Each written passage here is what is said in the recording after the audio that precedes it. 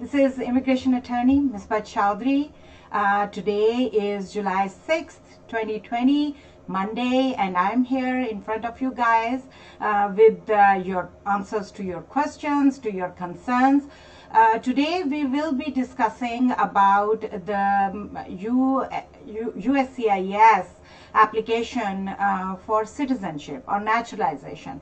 There are certain requirements that we fulfill before applying for the naturalization or for the citizenship of the United States of America. Briefly, we will discuss those options, that what we have, what are the requirements that we need to fulfill before we qualify or before application is ready to submit before the Department of Homeland Security, and they are going to review it. Keep this in mind, listeners, that if you apply for, or if you submit an application, maybe it's an application for citizenship, maybe it's a petition for any other kind of visa, it's a petition for the H-1B, it's a petition for E-visa, it's a petition for P-visa, always keep in mind it should be complete. It should fulfill all the requirements, whatever is requested on the petition. And once you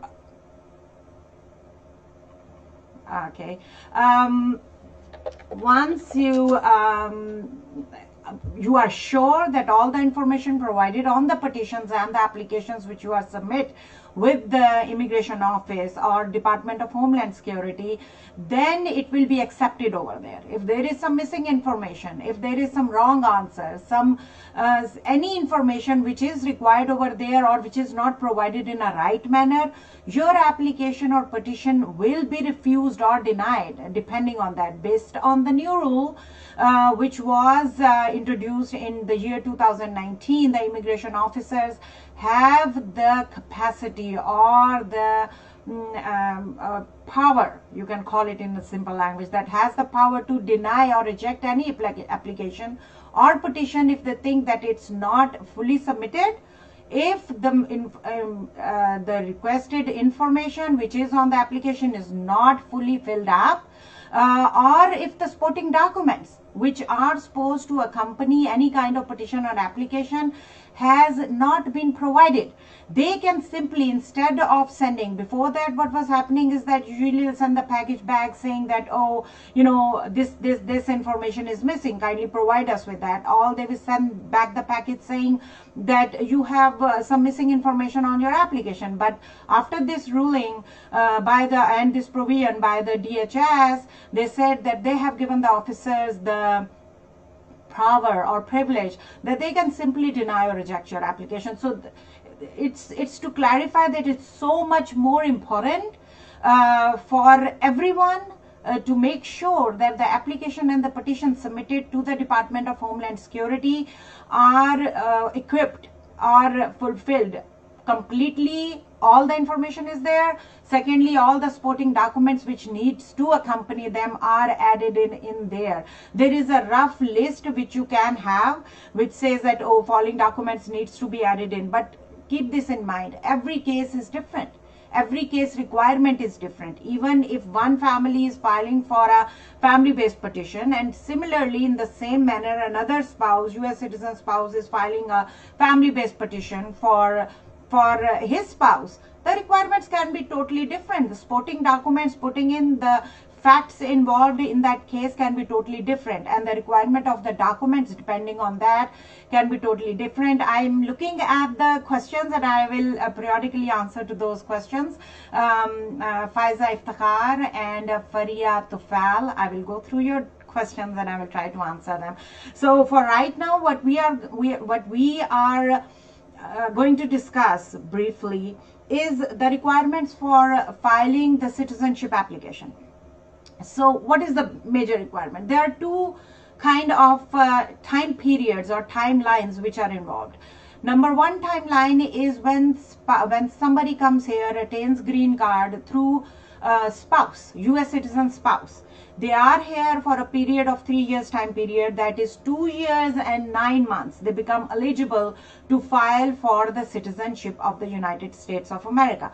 For all the other kinds of permanent residents who have got permanent residence through any kind of family based petition or through the employment based, any kind of employment visa, any kind of employment based green card process, and they acquired the resident status, they have the requirement to fulfill for 5 years, which is at the lapsing of 4 years and 9 months, they are eligible to put in their application for citizenship request, to file for the citizenship of the United States of America. Further, the documents which needs to be added in along with them are different. Those documents are different if you are filing. There can be situation where you are filing husband and wife. Husband is a U.S. citizen, files for the wife green card process, got the green card. She is a permanent resident. First, you become a conditional resident. Removal of condition is involved. Then she becomes a permanent resident, and at the lapsing of 2 years and 9 months, she is applying for the citizenship. Now, what kind of documents needs to accompany this petition, this application? Second is that if some employer has applied for your employment-based green card, you acquired the employment-based green card, and your family also acquired that employment-based green card process is done, you got the green card, and then you have fulfilled the requirement of 4 years and 9 months, and you become eligible to file for the citizenship application. So it depends at that time what kind of supporting documents will be accompanying your application, which completes your application. It depends on what kind of factors are involved, whether you have lived all this time period in the United States, you have maintained your residency status, you have fulfilled all the requirements of your residency. If there is any problem, unfortunately, if something happens, some criminal aspect steps in, non-payment of the child support, non-payment of taxes, so many factors can get involved. Based on that, it depends on what kind of supporting documents needs to be added in. Have you established the good moral character which qualifies you for applying for the naturalization application or citizenship application? So these are very important factors. So it's just not simply you are adding in, you pulled an application or you pulled a petition and you fill up that to the best of your knowledge or to best of your ability, which you think is right, but which does not fulfill all the legal requirements. And the scary part in that is, in my language, is that if the officer has the authority to just go through your application, go through your supporting documents and take the fees out, because they start looking at your applications once they charge and once the receipt notice is issued. So they take out all your application fees and already from there, and once they start going through your application, they figure out, it's not complete, or we are denying it, or we are refusing it, even without issuing you request for evidence or request for more documents. So be very careful. That makes it over here at this stage, when you are applying for these applications and petitions, it's very important to keep this in mind, that it's important what you are putting in. You are completing all the information. All the supporting documents required are added in there, because if they are not, you are always at the edge of a rejection or a denial, or where they can send an application back or saying we are refusing the application, and the application fees is already gone. So it's very important to pay attention on that. Further, I will try to discuss some of the exemptions which are provided when people apply. Some different age group people apply. Our parents, we apply for them. They get the green card. They are here for so many years, and now they want to file for the citizenship application. And what are the requirements? Sometimes people have some disability issues. Sometimes people have health issues. Sometimes people have memory loss issues, which is called, in the language we call it, medical disability exemptions. Sometimes people have English language exemptions. They don't know, they are not very accurate, though they can speak English, they can write English, but not to the level of when they can sit in front of an officer and they can answer all those 100, go through the 100 questions, and the officer can ask them the question and they can answer all those questions randomly, the civic questions as well as the English language and history questions. So there are certain exemptions that step in at that time. What are those exemptions? Briefly, we are going to discuss that. Number one exemption is English language exemption. So English language exemption, I will read it for you so it's accurate. Age 50 or older at the time of filing the naturalization and have lived as a permanent resident, that is green card holder, in the United States for 20 years. So this exemption we call 50/20, 50/20 exemption. Okay. Number two exemption is age 55 or older at the time of filing for naturalization and have lived as a permanent resident in the United States for 15 years, commonly referred as the 55-15 exemption.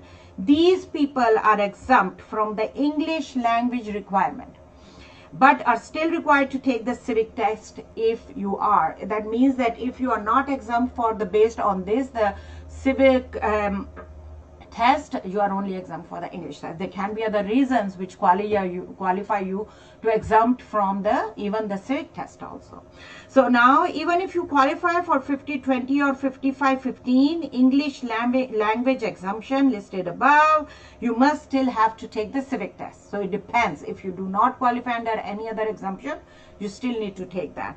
You will be permitted to take the civic test in your native language. So by the officer, when you go in front of the officer, it depends on the officer. The officer can give you exception. If you are okay, that's fine. You can move ahead and you can take the native civic test in your own language. You can have a translator with you, can translate and the question, and then you answer in your own language. If you take the test in your native language, you must bring an interpreter with you for your interview. It happens that usually before that, while with the USCIS, when we used to go in front of the officer, sometimes this is called ad hoc system. They will take an interpreter on the phone and they will do the interpretation for you, but not anymore. Now, if you are asking for the translation or interpretation, you have to bring in an interpreter with you who knows your language or who is thorough in English language. If you are age 65 or older, has been a permanent resident for at least 20 years at the time of filing, you will be given special consideration regarding the civil requirements. So this is one more exemption given to you. So if you are 65 or above, our previous rule which we discussed was about 50 and 55. Now this is if you at the time of filing the naturalization application, you are 65 or above and you have been a permanent resident for at least 20 years. So this third rule is 65, I will call it 65-20 rule. So it says that at the time of the filing, you will be given, there will be more consideration given because you have been a permanent resident for 20 years and your age is 65 or above. You will be giving extra reconsideration during your civic test. You can have an interpreter, you can exempt the English language thing, and you can have still more reconsideration of the exemptions based on 65 plus and based on that you have been living in United States for 20 years or more. So these are the English language exemptions and civic test exemptions. Other than that, there is a medical disability exemption. Some people who along with the age or because of their health, they are unable to take the test. Basic requirement for that is the memory loss, dementia, that because of the certain health condition, because of the memory loss, or because of certain medications which you are taking, you cannot remember things. It's really hard for you to remember what you are saying. It's really hard for you to remember or memorize the question or memorize the answers to them. So at that situation, that is medical. You can put in the medical disability. It's a form, and 648, which we call it, your doctor, your physician, your surgeon, who you are under treatment for the medical reasons, or who gives you the prescription for the medications because of your medical condition, that causes the memory loss, or that causes the dementia, and you are unable to memorize things, or you are unable to memorize your questions and answers, your civic, English language. So at that, yes, you can provide the immigration officer with that exemption, with that medical disability exemption. And you can, it depends on the officer at the time that the officer accepts it. Once the officer accepts it, you are going to waive all kind of tests, civic test, your English language test. They will just ask you simple questions from the application, which is your general biographical information, your full name, how many kids you have, simple general information, where have you lived, what is your address, the general information. And then they will complete the application interview process or nationalization interview process. So this is the basic what I wanted to discuss with you guys. We will like to come towards the questions. I'm seeing there are certain questions there. Faiza Iftikhar, we have I-130 petition. My husband already gave interview. At the time of the interview, consular asked some additional documents. We send them. Once he gets visa, he can come, or this law affects him as well. If you are a US citizen, and your spouse is there, no, this law, this halt does not affect him. His interview is done, all the documents is submitted. Once the national, the consulate, visa consulate, or once the US embassy, they are going to process it, they are going to issue him the visa. So there is no restriction as to for the spouses of the US citizen. Faria Tufal has a question. I'm a US citizen. I'm married overseas in Pakistan. My spouse got his 2 years conditional green card November 2018. So it's almost 2 years. We both flew to Pakistan in December 2019 while he was still on the conditional green card. However, my spouse emotionally and physically abused me. Abandoned me for 6 months now and entered the United States without telling me in March 2020, and fled away to another state, and I have no idea where he is. I filed for marriage fraud in March 2020. He was planning to file for an annulment, but we are unsure whether he should do it before his interview in November 2020 or after the interview. Our main goal is, I think so, is for him to not attain the 10 years green card because of the fraud he committed. Okay, Faria, unfortunately there is no such provision as where you can, because you are the one who petitioned for him. You are the one who gave him affidavit of support. You are the one who provide the proof of all the bona fide marriage. You provide all the proof of living together, and his petition got approved. So unfortunately, you cannot go back on your statements, on your petitions, on your affidavits, which you have already provided. So there is no way to take that status back, which he has attained. But there is a requirement there. He is apparently, it's less than 2 years. He must be on a conditional green card. Before the expiration of the 2 years, the people on the conditional green card have to apply for the removal of condition. So when they apply for the removal of condition, they have to provide certain documentation, which again, they need to prove the proof of the bona fide marriage. And it's a joint petition filed, duly signed by the petitioner as well as the beneficiary. And number 2, it's the proof of living together. So if and apparently in this situation, I can see it very difficult. And you can also put in the statement that if he's abusive, there are records of that. Emotional abuse, physical abuse, there should be records of that. And if that is provided, he won't be able to get the condition removed. So this is one kind of halt on that, which people don't realize, that he has to still go through the removal of condition. And if he's not fulfilling those documentation, those requirements, and won't be able to prove the proof of living together, or there's a genuine reason for that, so he won't be able to get the condition removed. Hi AMC, so I don't know the name, but so my sister's immigration visa expired due to the lockdown and flight suspension. If there is a time limit within which one should apply for the resistance of the reassurance of the immigration visa, or wait for the embassy to reopen. So you can inform, see, it's for 6 months. Once they get the visa issued, it's for 6 months they have to enter United States. If during those 6 months they are unable to enter the United States, they need to inform the US Embassy or the consulate which issues the visa. So they need to call them, they need to email them, notify them that, you know what, this is my visa number, this is my name, this is my date of birth, all the information, and this is the visa issued to me, and I was unable to enter United States because of the travel restrictions or travel ban, and I'm unable to enter, and my 6 months are about to lapse, or 6 months have lapsed, and I need to inform you guys, so you give me the, or reissue the visa, or give me a extension of the deadline date on that. So when will be the time for me to re-enter or enter United States for the first time? So do contact US Embassy who has issued the visas.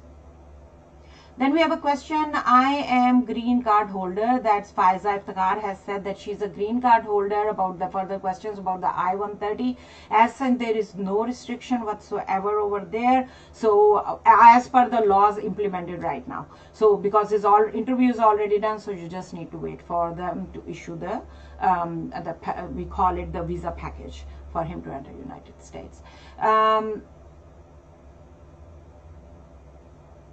So Faria is saying, sorry, last question, when should I file the annulment? You can file the annulment anytime. That is, you are filing with the family court. That is nothing to do with the immigration, though it will affect immigration. You can file the annulment, you can file for the divorce, you can file for anything you want to file based on your circumstances, and you need to inform USCIS. You can inform USCIS that we are no more married, and you know, you are abused. You can always call them and tell them about that, and you can send them an inquiry about this and let them know about what's going on. He took me off the affidavit, unfortunately. So Free, I'm not clear what do you mean by that. He took you off the affidavit, because once the affidavit is issued, it is for the time period until he becomes the US citizen. So he depends on that affidavit. He took you off the affidavit is that if he added in a co-sponsor, still you as a petitioner, your affidavit is there, and he has the liability that you are responsible for 5 years until you become the US citizen, that you are for the 3 years time period or onward, that your affidavit of support is valid, and it's if you have submitted those documents, affidavit of support, it's still viable. So you can call immigration and let them know also. And also, as I've discussed before, I've told you before as an answer that when he will move forward to file for the removal of condition, there are certain requirements he needs to fulfill. So if he's unable to fulfill those requirements, his application is jeopardized. Okay. I have few more questions. We are already at 4:21. I have few questions which were asked to me, as I have mentioned during our last live Monday meeting also, that if you have questions, kindly, I appreciate you send them on LinkedIn, you send them on Twitter, you send them on Facebook Messenger. But I would like, because then I have to gather those questions, whatever we can in the restricted time period, and we can answer those, and we like to answer those.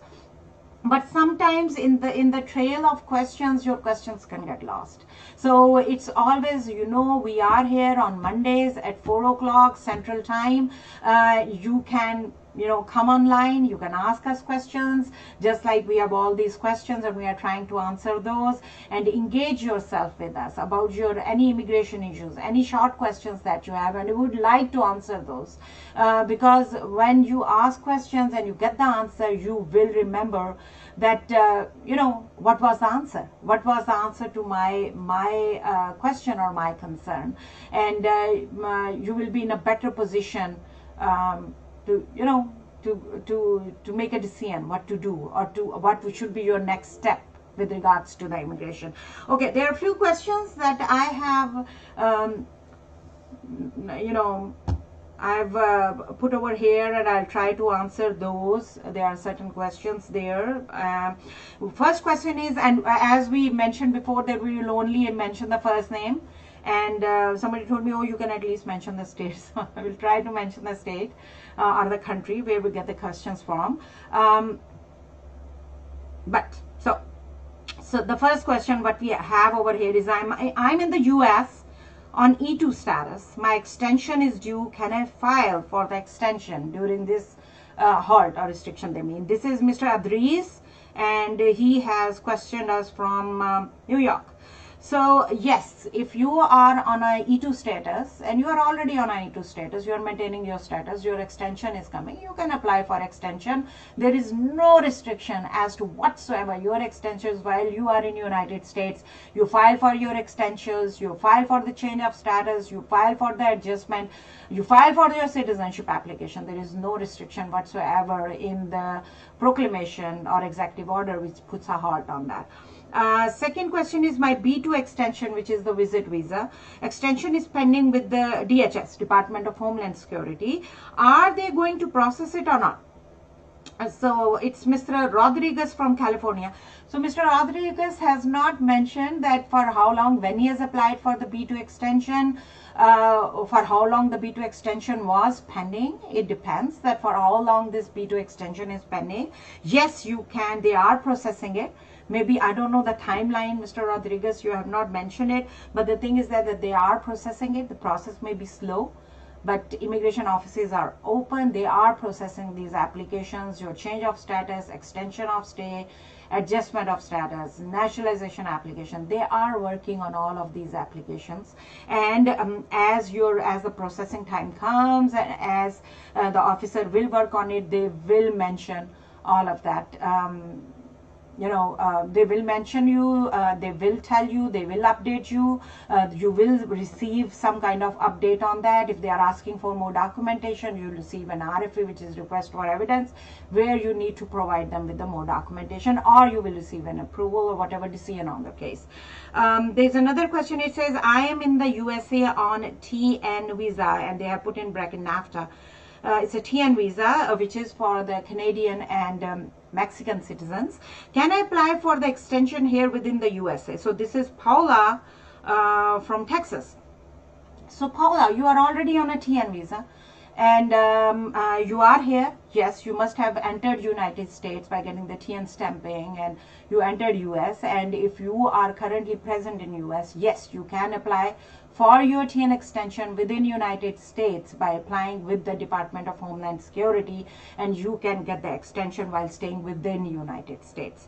Now, I have another question. It says, I'm a Canadian citizen and wants to marry a US citizen. She wants to apply for fiancé visa for me. She has met me during last 2 years when I visited US. Can she apply? Now, this question is from Mr. Roger, who is in Canada. So this is a question from a Canadian citizen, and apparently he has entered United States during the last 2 years, and he visited this lady, and who is a US citizen, and now the US citizen lady wants to apply for the fiancé visa for the Canadian citizen who is in Canada right now. So they went back, but they did meet with each other during the last 2 years. So they established the requirement, the basic requirement of the fiancé visa, that they have met in person during the last 2 years, and in addition to many other requirements when you apply for the K1 fiancé visa.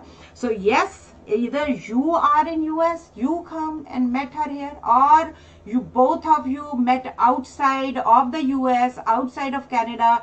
You met in Bali, or you met in Hong Kong or Bangkok, and you have a vacation there, and during the last 2 years, and you can establish it. You can establish it that yes, we have met during this period, during the last 2 years, and we have established a relationship, and then my US citizen fiancé wants to apply for the K1 visa, fiancé visa for me. Yes, she can. So here is the answer to your questions. I believe I have shortly answered all the questions which I have noted down here.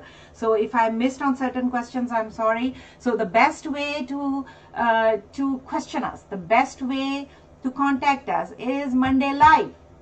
come online, come to the Facebook Live and talk to us. And you have all this information on the screen. You will see this moving information slide there, which shows our Twitter address, which shows our LinkedIn address, Facebook page. You can like our Facebook page. It's just like a subscription. You like it and start getting information about the US immigration that we add in, any second to second, minute to minute information, whatever is happening with the immigration laws in the United States. We would like to update you on all of those laws. So all the information is here. You want to take an appointment, you can talk to us via Skype. You can take an appointment via telephonic, in person. We are open for in person. You can talk to us. You can communicate to us. If you have an immigration question and you need an answer for that, this is, believe me, it was never the time to take the risk, and it's not the time now to take the risks or to experiment with the immigration, US immigration rules and regulations. It's not. So if there is any petition you are willing to file, if there is any application, yes, they are open. They are taking in applications. They are taking in all the petitions what employers are filing. They are taking in they are processing the green card processes, naturalization process, citizenship applications. Everything is going on. Non-immigrant visa, immigrants visa. But you have to follow them in the right manner, so you will be able to get the results. There is no waste of time. There is no waste of money. There are no disappointments. So if you have any question, again, I'm very thankful to all the people who are online, who are listening to us, even if they have question now and they have not asked us, and even if they ask us question once the time is over, which is 4:30 right now, they can send us the questions, or they can Mondays with Misbah. Next Monday, 4 o'clock Central Time, you can log on to your Facebook Live, and then you can talk to us or send us questions, and we will love to answer your questions. Thank you very much for having me. Thank you very much for listening to me, for watching us, and hope to see you next Monday. Have a wonderful, wonderful week, day ahead. Thank you very much. Thank you.